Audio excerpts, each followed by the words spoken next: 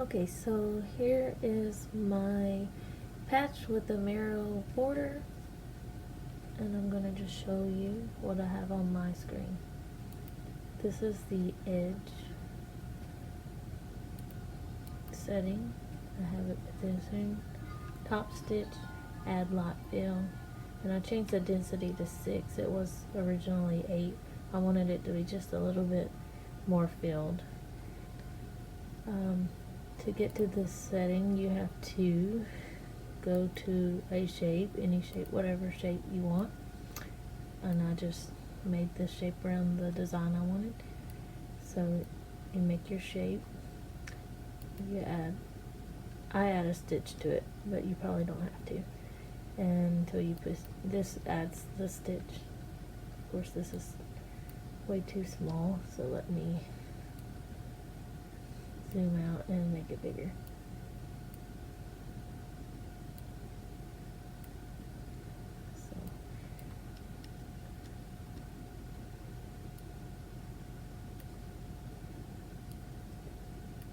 So this is what it does whenever you first make it. It says cut with complete. I believe that means you just put your fabric down, you make your Merrow border, then you cut out your patch.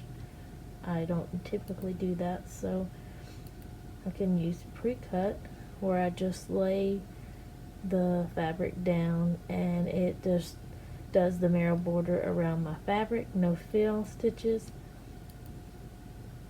You can hand cut it in the hoop, where it gives you a,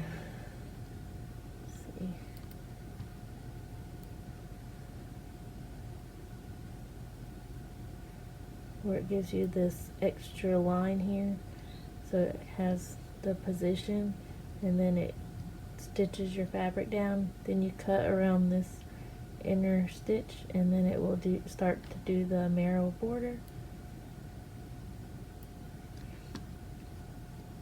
Let's go back to the stitch artist function, go back to the edge function option, and then you have using a fill. I believe this is if you're not using any type of fabric, because it makes a really dense mesh underneath the fill stitch, so it's more like an all stitch patch. And the last option is a light fill. So this is what I used for my patch over here, and what it is I put a fabric down, and this will stitch out. Let's go to the run. So it's going to stitch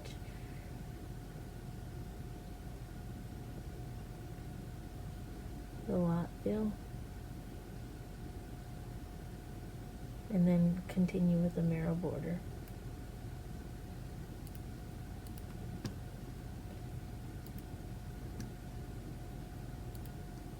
And see, this is with the density 8. That's the way it comes default, but I changed it to 6 on mine. I hope this helps with the settings. If you have any comments, please let me know. But thank you for watching.